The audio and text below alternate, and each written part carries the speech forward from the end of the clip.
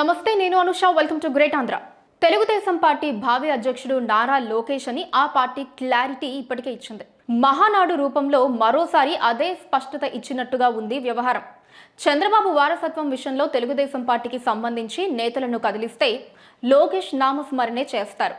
ఇప్పటికే లోకేష్ కు కీలక బాధ్యతలు అప్పగించాలంటూ తెలుగుదేశం పార్టీ నేతలు తరచూ ప్రకటనలు చేస్తూ ఉంటారు. లోకేష్ కు ఉప ముఖ్యమంత్రి పదవి ఇవ్వాలి, తెలుగుదేశం పార్టీ అధ్యక్ష పదవిని లోకేష్ కు అప్పగించాలి వంటి డిమాండ్లు ముందు నుంచి ఉన్నవే. ఈ మధ్యన అవి ప్రముఖంగా వినిపిస్తూ ఉన్నాయి. చంద్రబాబుకు కూడా వయసు మీద పడుతూ ఉంది. ఇలాంటి నేపథ్యంలో వారసత్వం విషయంలో చర్చ ఎక్కువగా జరగటం విచిత్రం కాదు కూడా. మరి తెలుగుదేశం పార్టీ కార్యకలాపాల్లో చాలా కాలంగా చురుగ్గా ఉండడంతో పాటు పార్టీ ప్రతిపక్షంలో ఉన్నప్పుడు పాదయాత్రను చేపట్టడం, పార్టీ కార్యకలాపాల్లో విస్తృతంగా పాల్గొనడం వంటి అనుభవం కూడా లోకేష్కే సొంతం. ఇలా చూస్తే చంద్రబాబు రాజకీయానికి లోకేష్ వారసుడవుతాడు. ఇప్పుడు రాజకీయ నేతల్లో ఎక్కడ చూసినా వారసత్వమే నడుస్తూ ఉంది. ఏ నియోజకవర్గానికి వెళ్లి చూసినా ఎమ్మెల్యేల కొడుకులే ఆ నియోజకవర్గాలకు ఆయా పార్టీల్లో భవిష్యత్తు నేతలుగా చలామణిలో ఉన్నారు. ఇంకా టీనేజ్లో ఉండగానే వారు భావి నాయకులుగా కీర్తనలు పొందుతూ ఉన్నారు. కాస్త వయసు రాగానే వారే నాయకులైపోతున్నారు. తండ్రులకు విశ్రాంతినిచ్చి కొందరు, ఇవ్వకుండానే కొందరు రాజకీయంగా క్రియాశీలం అవుతూ ఉన్నారు. ఏపీలో చూసుకుంటే ఇప్పుడు 150 నియోజకవర్గాల్లో ఇలాంటి యువ నేతల హడావిడి ఉంటుంది. మరి ఇలాంటి పరిస్థితి ఉన్న ఒక రాష్ట్రంలో ఒక ప్రాంతీయ పార్టీ అధినేత తనయుడు ఆ పార్టీకి అధ్యక్షుడిగా కావడం పెద్ద విడ్డూరమేమీ కాదు కూడా. ఇది మరో మాట లేకుండా జరిగిపోయే సహజమైన ప్రక్రియ.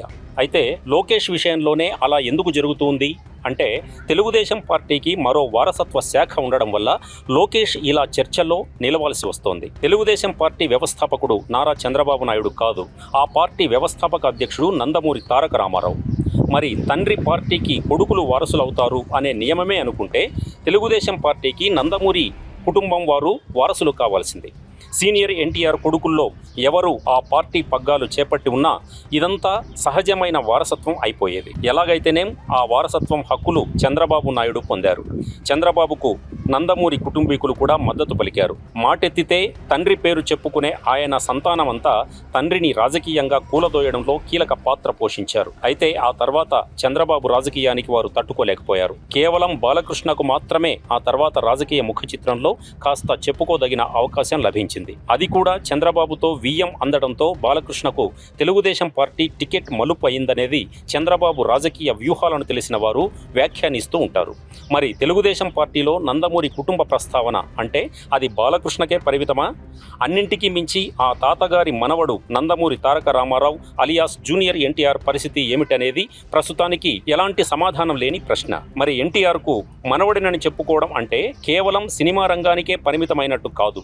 రాజకీయంలో కూడా ఎన్టీఆర్ తనదైన ముద్ర వేశారు. ఆ ముద్రకు కూడా వారసుడే అవుతాడు జూనియర్. దాన్ని చంద్రబాబు కూడా మొదట్లో కాదనలేదు.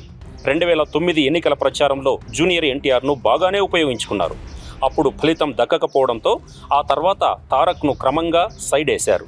గత కొన్నేళ్లలో ఎన్టీఆర్కు తెలుగుదేశం కార్యకలాపాలతో పూర్తిగా దూరం ఏర్పడినట్టుగా ఉంది.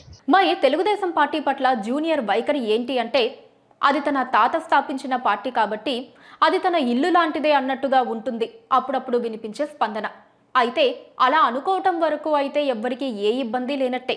ఒక సాదాసీదా తెలుగుదేశం కార్యకర్తగా అయితే జూనియర్ కొనసాగవచ్చు.